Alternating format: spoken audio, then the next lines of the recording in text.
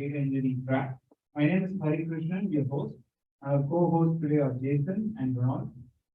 Please be mindful of the COVID regulations and keep your mask on if you like. Also silence your phone during the session. The session is currently streaming via Zoom and will be recorded. It will be available online in a few weeks. Today we have our guest, Narvaez, and he'll be talking about what's new with MongoDB and Atlas. One key takeaway from today's session would be you will get to know why the largest video games, banking, and crypto trading, amongst others, run on MongoDB. Stig is an executive solution architect at MongoDB. There are only 3 in the world, where he helps media, entertainment, and gaming organizations build scalable and reliable solutions. Stig has spoken at conferences like QCon and Game Developers Conference in San Francisco, and at Big Data LA, DataCon LA, and to USA alumni as well. One fun fact about Stig is that he wanted to share is that he wants to plug all his courses. There will be 5 minutes towards the end of the presentation for Q&A, or Stig is also fine if you want to interrupt for questions towards the session. Without further ado, I'll hand over this to the speaker. Thanks for being here. Thanks, Harry, so much. Yeah, I'll take a couple of questions throughout. There's good swag here, a couple of socks and old school Mongo t-shirts as well. So again, first of all, thank you for attending. I know it's a hot day, and being here on a Saturday. I love coming back to USC. Someone I've been working with over there in the audience, David, we presented earlier, and we met here at 2018. I presented here at DataCon, or Big Data Day, actually, 2017. I've been with the company more now, over 7 years. And, I think one of the things that we really need to do a lot more, here at MongoDB is let the audience know what is capable, what's possible with our technology. Because believe it or not, right, MongoDB has been around now for a little over 10 years now. And people still think it's a classic JSON document database, but we're actually now more of like a data platform. So I really want to hopefully, change your perception and so you guys can realize what's really possible with all the innovation that we've been doing in the last few years. All right. So I'm going to cover a lot, perhaps not in much depth, but I do also want to do some really cool demos. Okay. And again, feel free to ask a couple of questions throughout, but I'll definitely try to get 5 minutes at the end for some questions. So I really wanted to spin everything around the concept of personas, right? Platform developers, data engineers and scientists, DevOps and security, and mobile developers, and also give an overview of what the MongoDB Developer Data Platform is. So first of all, MongoDB is a general purpose mission critical database that has really the best of both worlds, right? It has okay, yes, thank you. Oh yeah, that's really good. Okay, hopefully that's better. So it has what we find valuable for applications from the relational databases, right? A powerful query language, the security, the transactions, and the tooling. But we also realize that today we need the scale, the flexibility, and the portability across clouds, or from on-prem to cloud, or now even on the devices, right on the edge. And so really MongoDB has really best of both worlds from that perspective. Oops, there we go. And really every single year there is a major release with a lot of functionality, not just in the engine, but also now in the cloud platform. I'm actually not going to cover all of this, but as you can see, every year we actually keep adding more and more and more. So our engineering team is really releasing a lot of innovation to the point where we now even release on a quarterly basis, both to the engine and the cloud platform. And then we bundle that up and do a major release once a year for folks that are still running MongoDB on their own, whether it's the enterprise version or the community version. Okay, so you can see how over the years we've changed our storage engine. We launched Atlas, which is a cloud platform. We added asset transactions, so you can now run traditional transactions like you're used to in a database or in a relational database, also now in a modern JSON NoSQL database. Initially, Atlas ran only on AWS on 4 regions. So you can run on 3 cloud providers on nearly 100 regions across the world. We switched to a stable API release API, so we're always backwards compatible. And really with 6.0 and this year, we're now really calling ourselves a developer data platform. I already said this, but Atlas runs on the 3 cloud providers, well over 100 regions. And why have we been building this? Is that good or this thing? Okay, I'm gonna put it bottom. Thank you. All right. So why have we been building a data platform? Well, for those that may know the story of MongoDB, it started out by 2 founders that wanted to build a sort of a low-code or no-code platform, and they couldn't actually build it, and they were building it on Oracle, and they realized they needed a flexible database, and so they pivoted and built MongoDB, and they actually then pivoted the whole company to be focusing only on the database, not on the platform.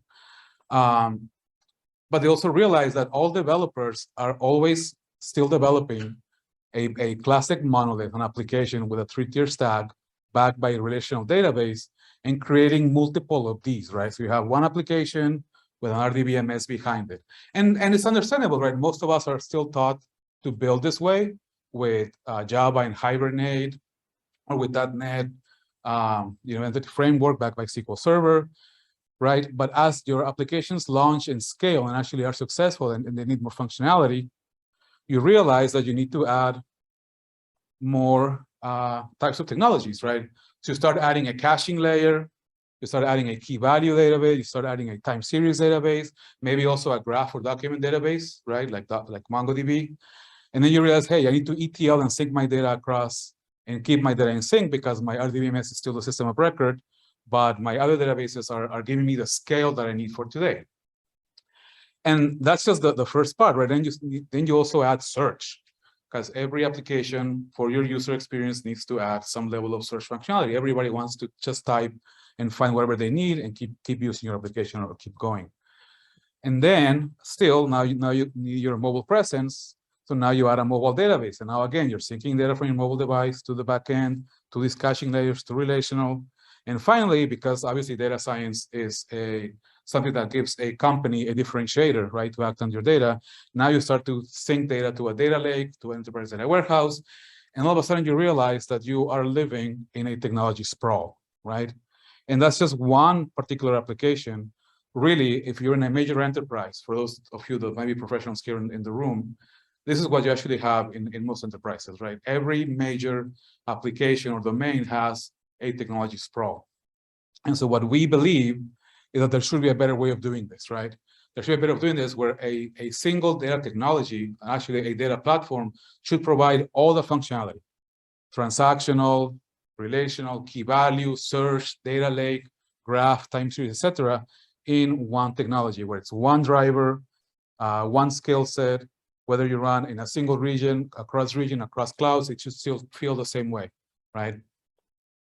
And that is essentially what the data platform is: one interface for any application anywhere. Okay. So for platform developers, what do we have? Well, let's go back to the basics, right? We were all taught to break down a real world concept into 2 dimensions, right? We're actually taught to break apart an object, a real world object, like a Formula 1 race car, right, into a lot of tables, 2-dimensional concepts, rows and columns. And then you're taught to put foreign key constraints between them. And now every time you read, you do joins.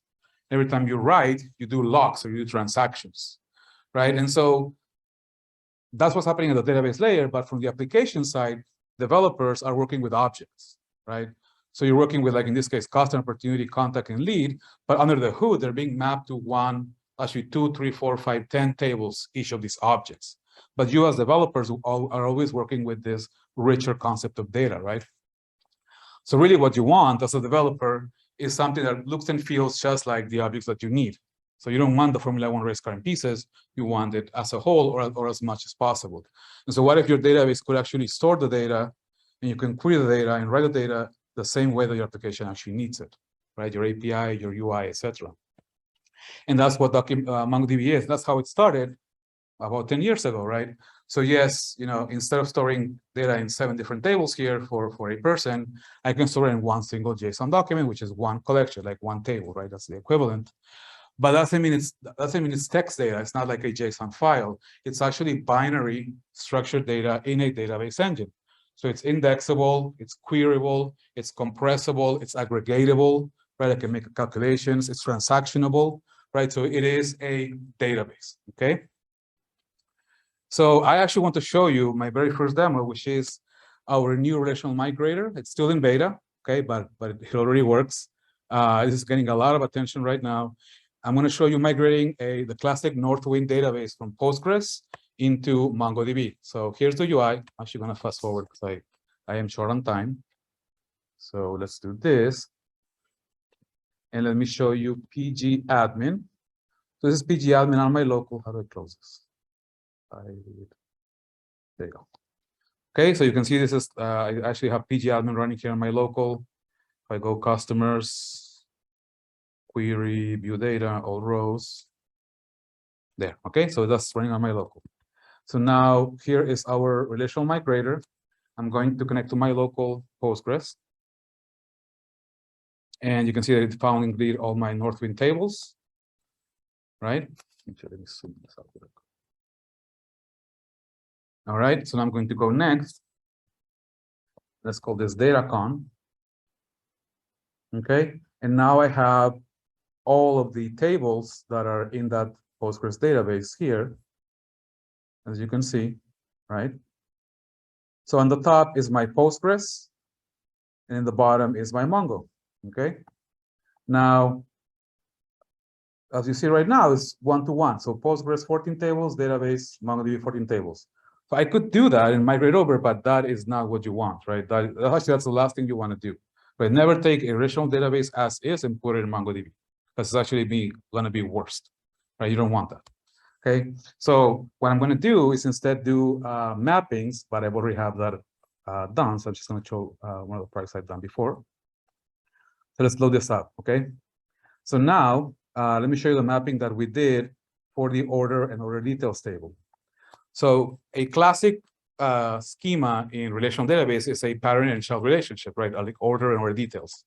The order details is a weak entity, right? It cannot exist where it's parent the order. Classic. So in MongoDB, that relationship is usually expressed as a single object with nested data. Like the line items of your order, the order details become a nested array of JSON documents, right? And so that's the way the mapping has been done. If I go into the orders, you can see in here, let me go show you this one. You can see that indeed, the orders has a order details array. Is that readable for the audience?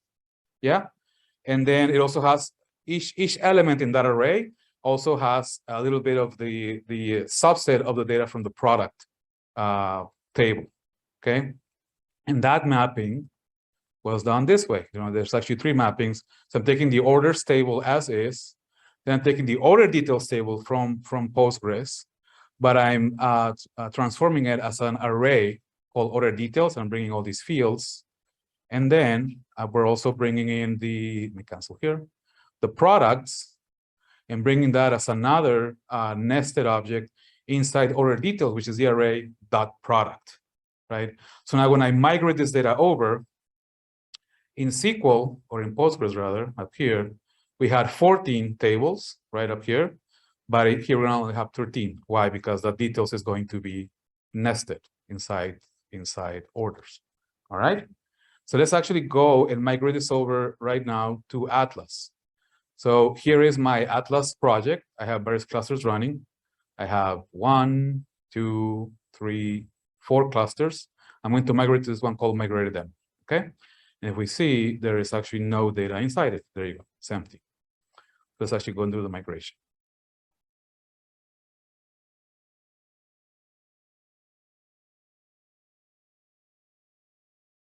All right, and that everything there should work. And let's try it out.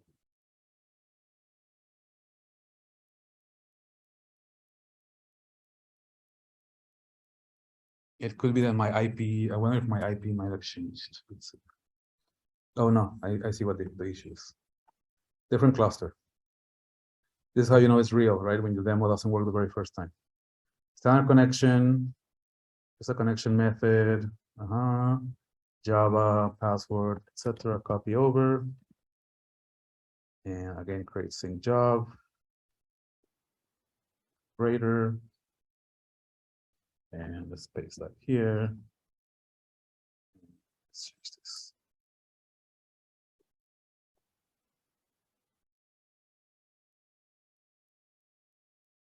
And let's put it in the database called data-con LA. All right? That's going to be my database in MongoDB. There you go. It's going. It should be done in a few seconds. There's not a lot of data here.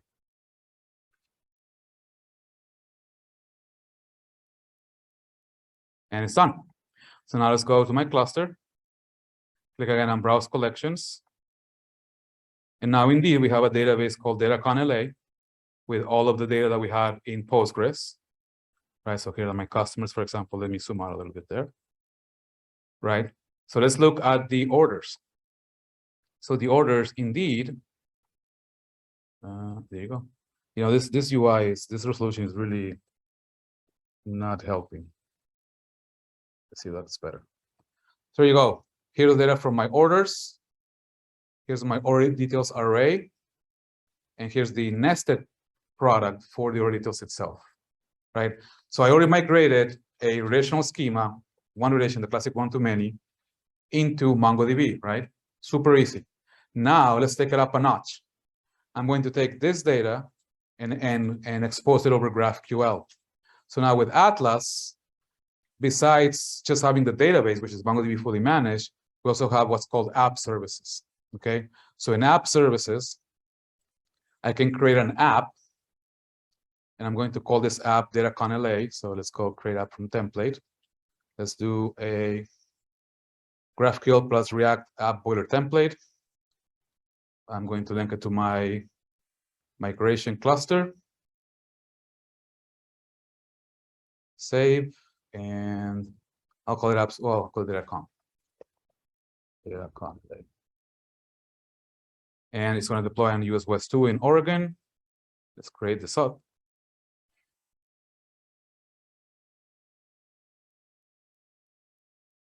I need all this. I wish I had more resolution here. This is really not helping. But anyways, so now what I can do is link, first of all, link my data source, which I already did. So making sure it is using that migrator demo cluster. That's great. And so now I can go and automatically scan the data that I imported. Let's take the orders, generate the schema out of the JSON document. It's going to scan the first 500, or actually random 500 documents, and generate schema from that. It's basically a sampling. There you go. That's my GraphQL schema. Let's go and save that.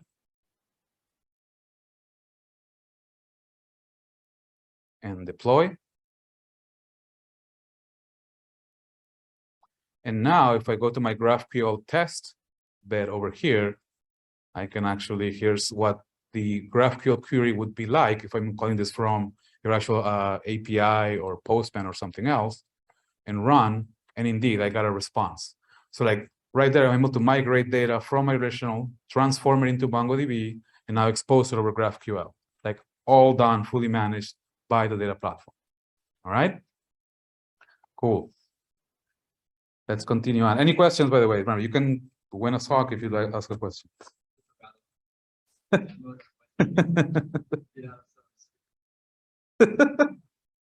All right. Cool. So next, let's continue on. So we're still on the platform side. How are we doing on time? Okay, we're 2 minutes. I think we're doing good. Come on, come on, come on. Come on, Google. Come on, Cloud.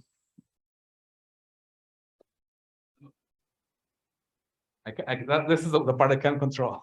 I can't control Google's latency. There you go. All right, let's continue on. So you already saw that I was running multiple clusters, right? The one that I was running was a classic M10 in Atlas. Your classic MongoDB cluster looks like this, like the one on the the one on your left, I guess, whatever. The one that says high availability. So as a replica set, classic 3 nodes, one primary and 2 secondaries. Primary takes the writes and your reads by default. Secondaries are there for replication and for high availability. So they're always exact copies of the primary, and then you connect to that replica. So that's your classic Mongo, right? That's been there for many years. And then the other type of cluster is called a sharded cluster, where, you know, even though in the replica I can scale by adding more nodes for read purposes, I can't scale for write purposes because I only have one primary.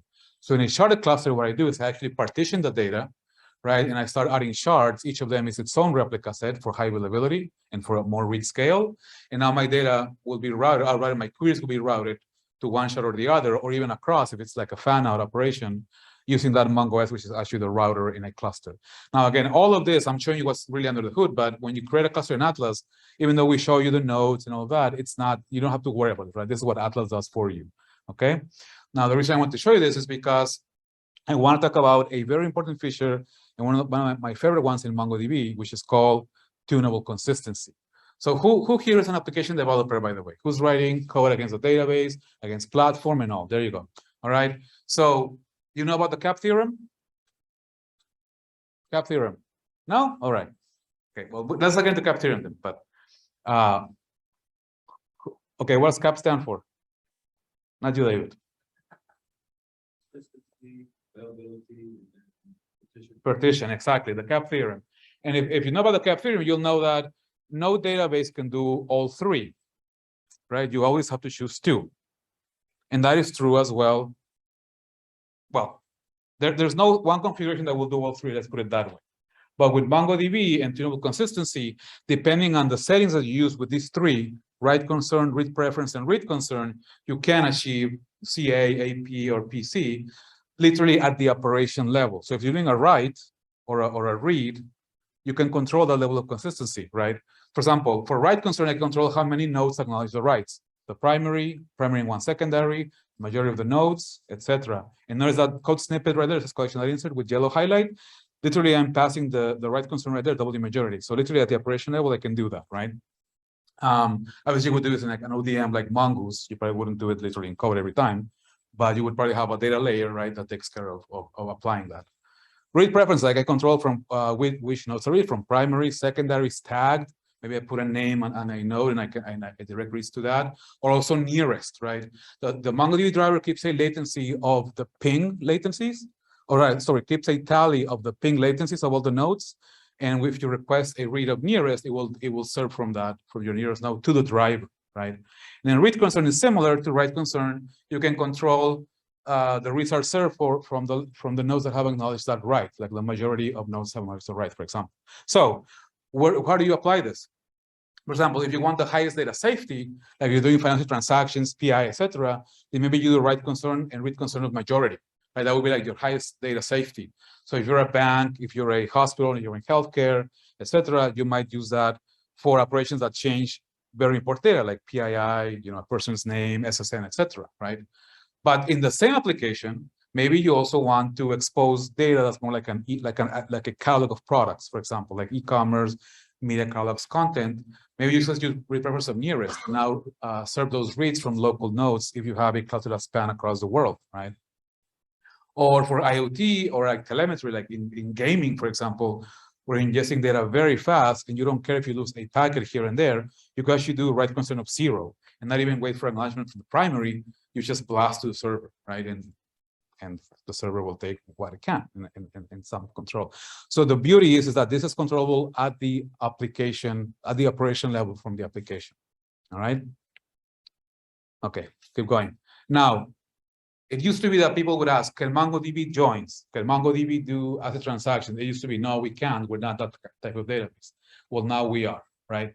Here's an example of an asset transaction across 3 collections. So I'm doing 2 inserts to collection A, then I'm doing 1 update to collection B, and I'm doing 1 delete on collection C, all wrapped inside a transaction. Just like you used to do in SQL, you can now do it with MongoDB. Right? Now, does that mean you should do this all the time? No. This should be the exception and not the rule, right? In MongoDB, transactions are there, joins are there for when you need them, but they shouldn't be used every single time. Because in other words, you probably have done a relational schema in MongoDB and that's not what you want. Okay, so they're there for when you need them. So when would you need them? Here's an example. This is called, so by the way, we have a, we don't have a book physically, but we do have digital books with patterns, schema design patterns. Here's a very, very practical, and probably the most common pattern that I see, which is called the subset pattern. And this pattern is applicable when you have a many-to-many relationship in two entities, right? So what's a many-to-many? It's a relationship that occurs between two strong entities, right? Two entities that exist independent of each other. So for example, a movie stars many cast and crew or actors, actresses, and cast and crew, which actors, actresses, star in many movies. It's a many-to-many relationship, right?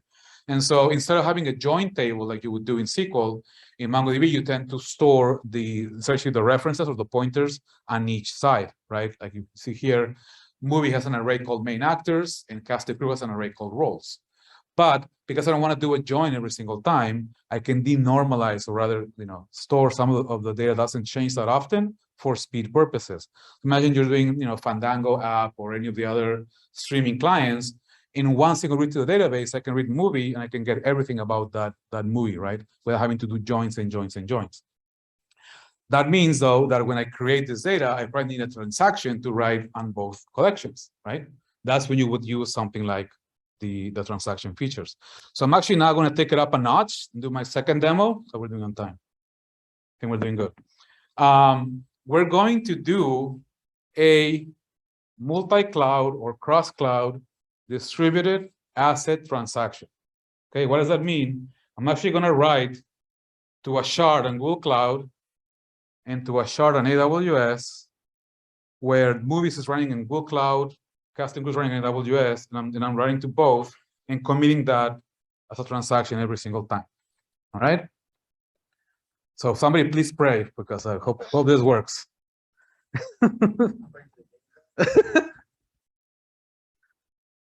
I think I'm gonna have more problem with Zoom and sharing screen.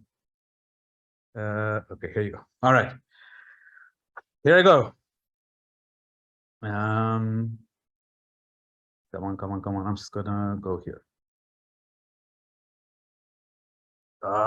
See, I'm getting nervous here. Breathe. Going deep. All right. So here is a global multi-cloud cluster in Atlas. If I click on this, you can see that indeed I have two zones. Remember I showed you guys a sharded cluster, what it looked like, primaries and secondaries. So this is a two-shard cluster. One shard is in the Americas, one shard is in EMEA. And if I click on that shard, or a zone, we actually call it a zone in here, you can see that the Americas zone is running on AWS US West 1, and the EMEA zone is running on GCP Europe West 2. Okay? And if I go and connect to this cluster, actually, I'll just do it from here.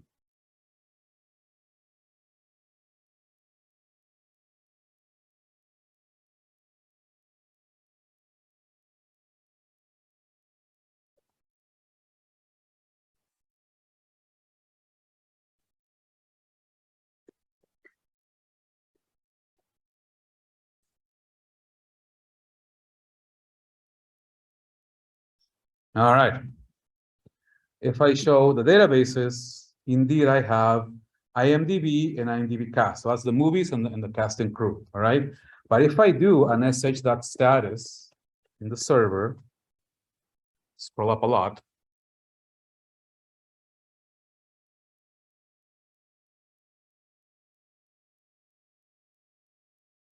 Right here.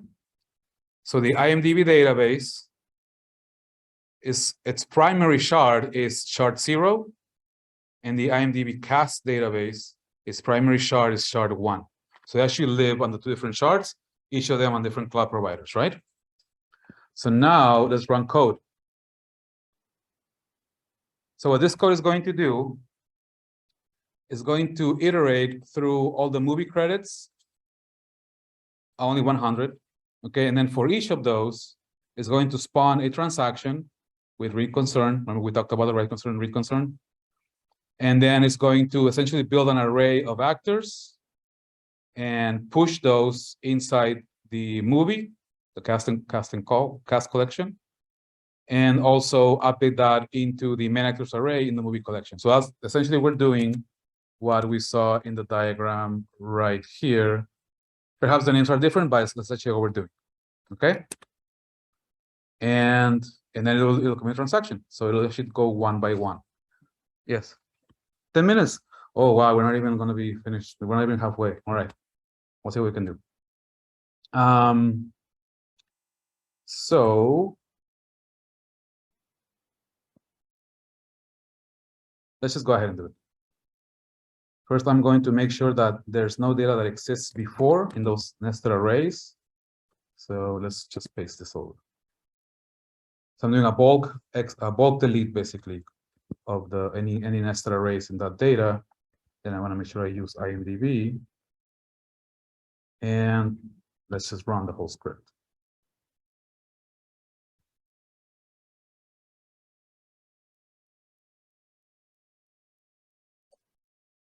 All right, there you go.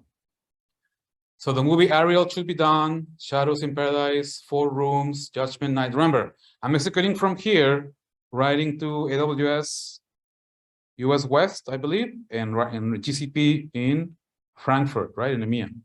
There it is. Star Wars almost done. Come on, Star Wars. Light speed, come on. Yes, all right. And so now let's go and run Compass. That's like our IDE. Okay, so we're going to that cluster. And let's go into the movie credits. Oh, actually, no, movie metadata. And indeed, some of them already, there you go. Here's main actors array. Tim Roth, Antonio Banderas, Jennifer Beals. Which movie is this? 4 Rooms. Well, let's find Star Wars. I think we all know that one.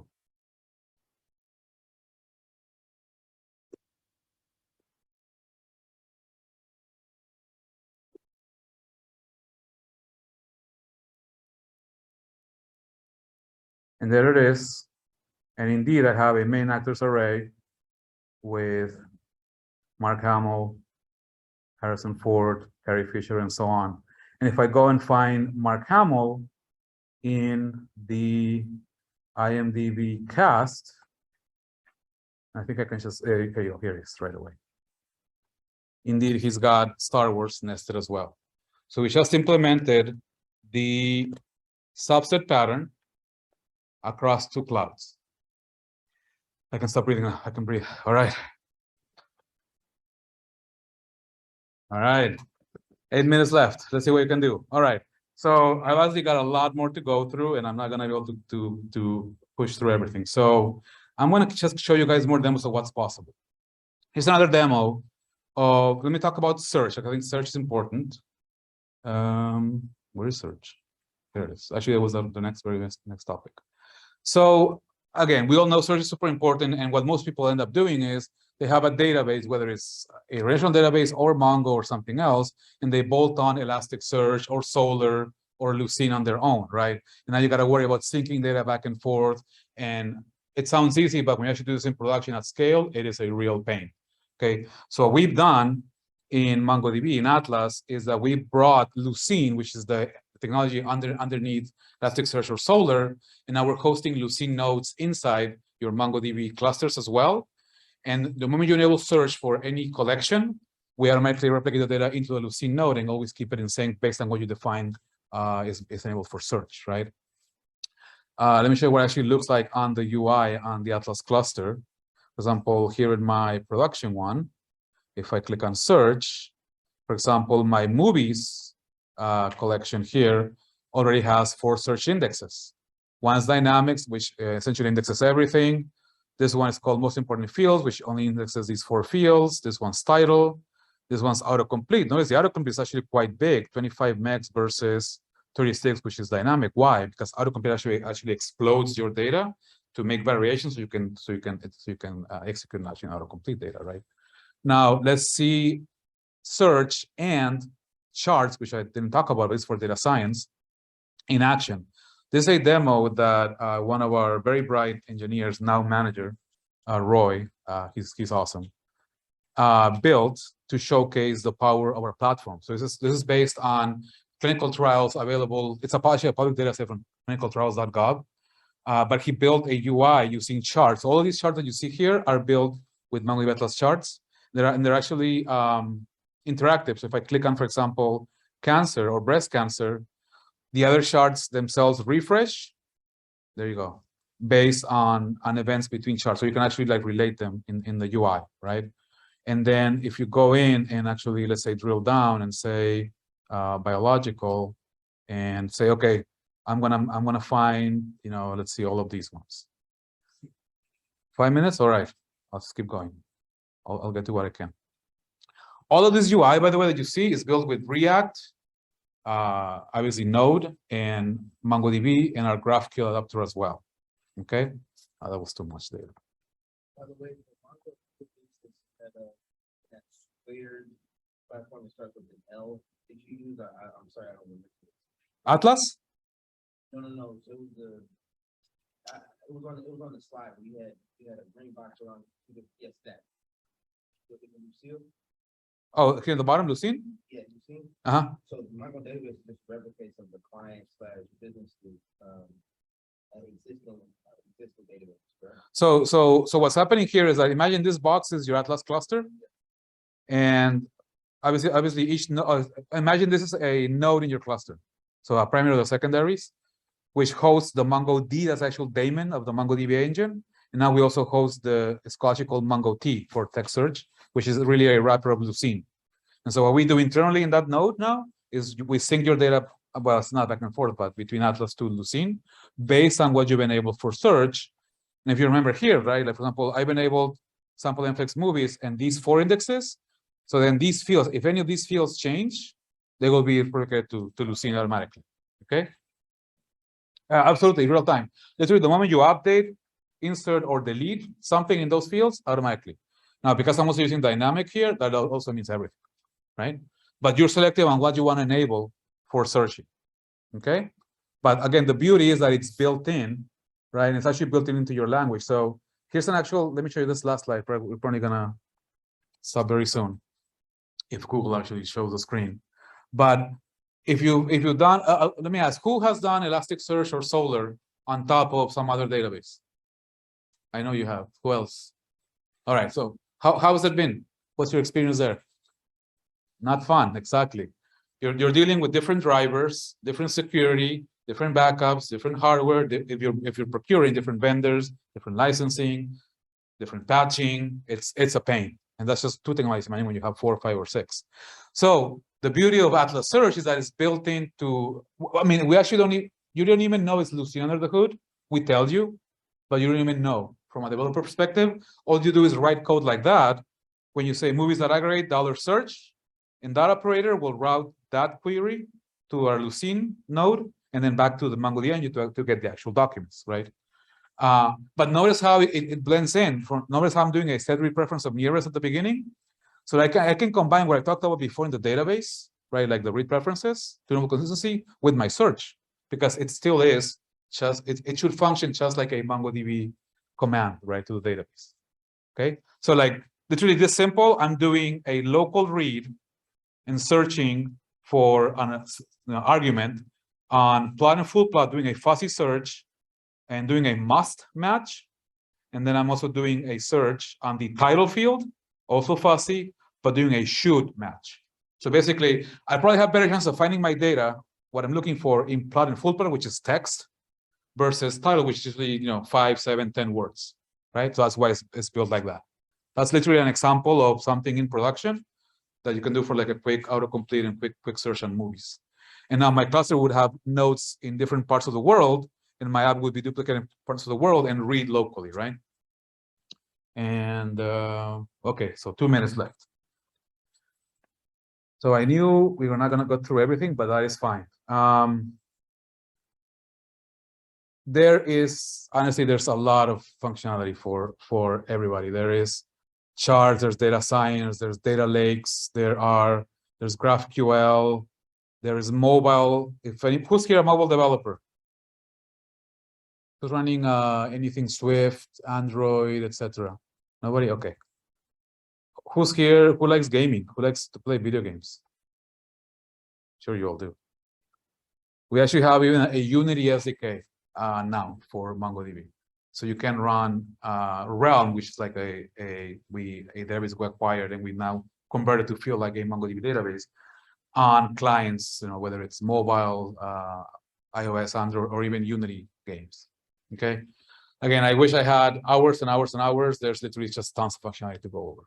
Okay. So actually, with that, I'm almost on time, and I do have swag. So if anyone wants to have any questions, feel free to ask, please. Who wants to go? Don't be fearless.